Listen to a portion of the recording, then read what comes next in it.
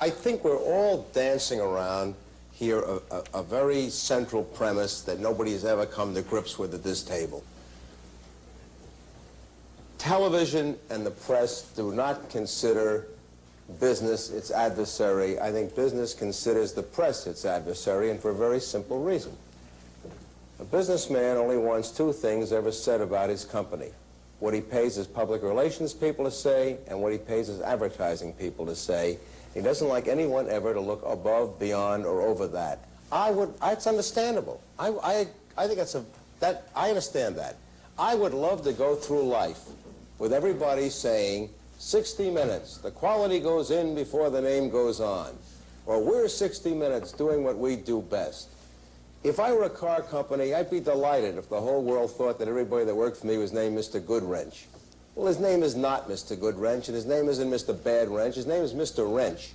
And whenever you do anything to play with this carefully tailored image that they have spent millions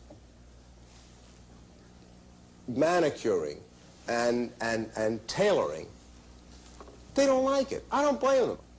Let me ask you this. Do you think you would have as many viewers if you had a balanced program? What do you mean? Yes, we think we have a balanced program. Do you really? Yeah, can you I'd like some case in point. I think that's why businessmen feel that they don't get a fair shake, and that's why maybe they don't call you back. Mr. Hewitt makes a nice statement about the image that business wants to put out. And he sees himself as in the business of looking beyond the image. He has every right to. He's almost necessarily looking for stuff that's not so good, isn't he? I think there's a lot of stories that don't degrade people or embarrass them, that they're nice, a lot of good, dull stories. Yeah. But you do that. Your PR people do that, and your advertising. You tell your side of the story. And the public has a right to know that everybody's not named Mr. Goodwrench. And I agree with you. I agree with you. Mr. Taylor, you look at this whole debate from a unique vantage point. What's your view of it? Is what Mr. Hewitt does good journalism?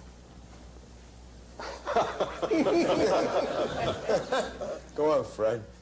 I think it's marvelous drama and has very little to do with journalism a good share of the time. Zing!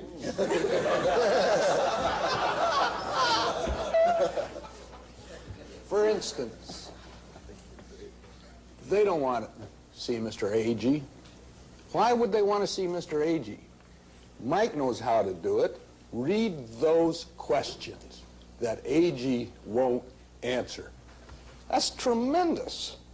And so when you call Agee, you call him in a way that he's not going to let you within 3 miles of his office, let alone come in.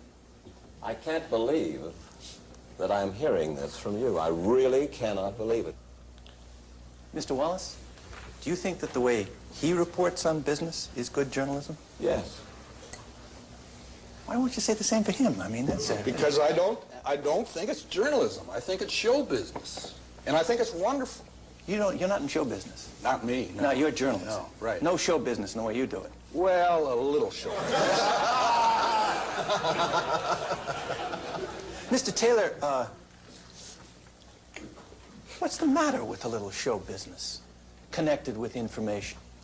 No, there's nothing the matter with a little show business connected with information. You got to keep people interested. We try and make them interested in the way we write. You happen to have a readership that likes your stuff, right? I mean, you care about who your readership is and whether you reach them. And you do what you need to do to reach your readership. Well, now, why won't you give the same I'm not saying that they shouldn't be on television. I'm not saying they shouldn't be doing what they're doing. What I'm saying is it's not journalism. You don't believe it on the front page of the Wall Street Journal? There's a mix of human interest stories and hard news stories that encompass a whole range of journalism? Of course there is. Why is that different from the difference between sticking that camera in a guy's face and... But that's a difference and... in the medium, not a difference in journalism. It's a difference in the inherent nature of the medium, not saying one is good journalism and one is bad journalism, or one is journalism and one is not journalism. Right. Your center column stories in the Journal are human interest pieces. Are they not journalism? They're very good journalism.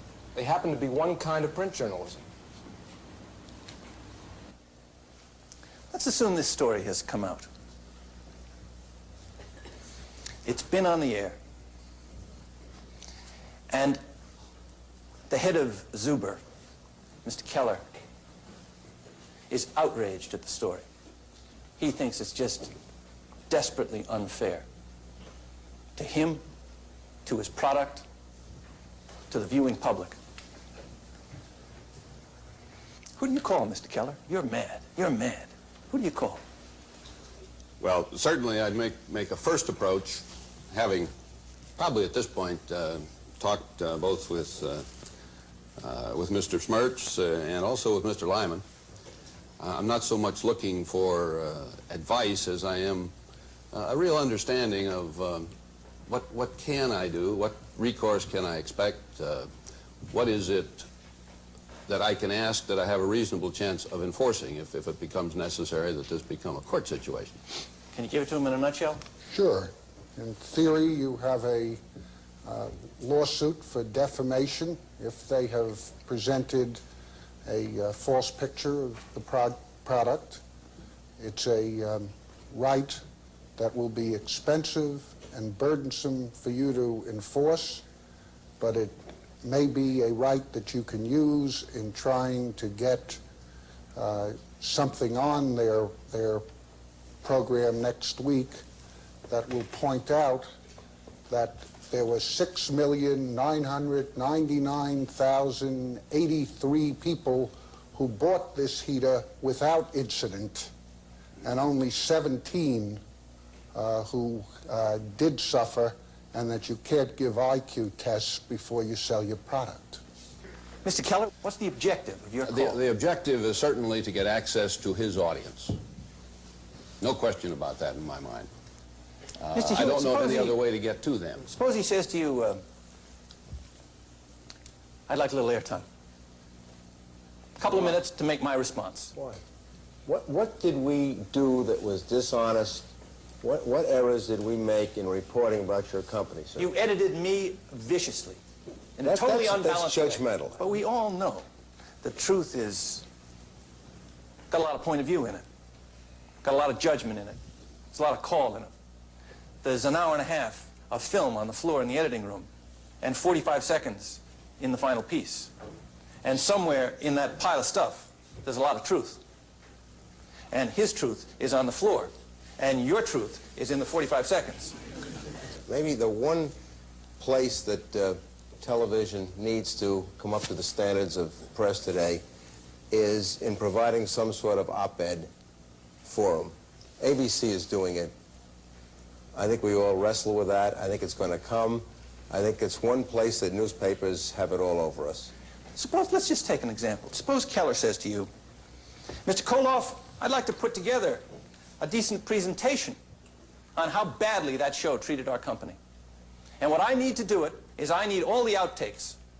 I need all of the transcripts from which editing was done so that I can show you how badly edited that program was. Well, since he's presumably most aggrieved by what he believes to be the... No, the whole lights, gamut. He wants the whole thing. Don't make the question go away. He wants all the outtakes. I would say no. The question, though, is whether somebody can second-guess you, whether somebody can look over your shoulder and make a judgment. Yes, you're the editor. We're not saying you're not the editor, but let us be in a position of seeing whether you do a good job editing or not. And the only way we can see is to see what you leave in and what you leave out. If you don't show us what you leave out, we can't tell. People can second-guess us by going to court. People can second-guess us in other ways, but they're not going to second-guess us by substituting their editorial judgment for our editorial judgment. But Mr. Koloff, aren't you stonewalling just as much as Mr. Agee was stonewalling over here? You're saying, yes, if you can prove it, if you can prove that we did a bad job, more power to you. Of course, we are going to do everything we can not to give you any ammunition that would let you prove it. Isn't that true?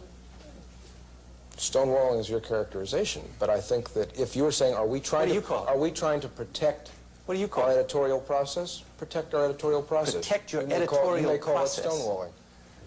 Protect your editorial process.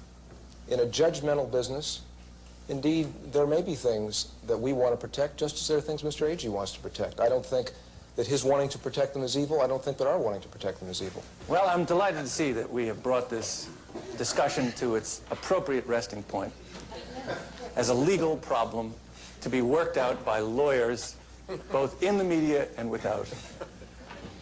And with that, I thank you all very much.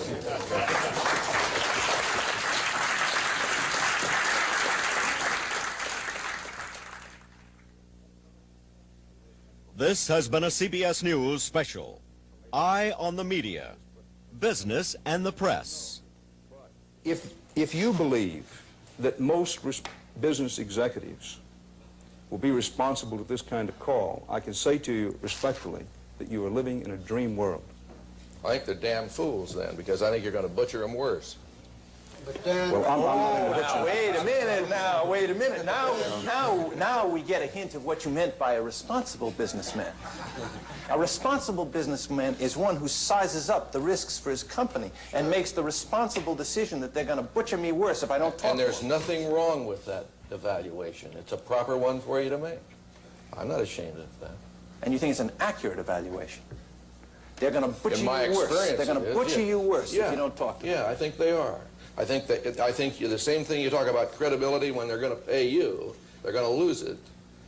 If I refuse to talk to them or shuffle them off to some assistant, I think they're going to have more doubts about this and they're going to play the story harder against you.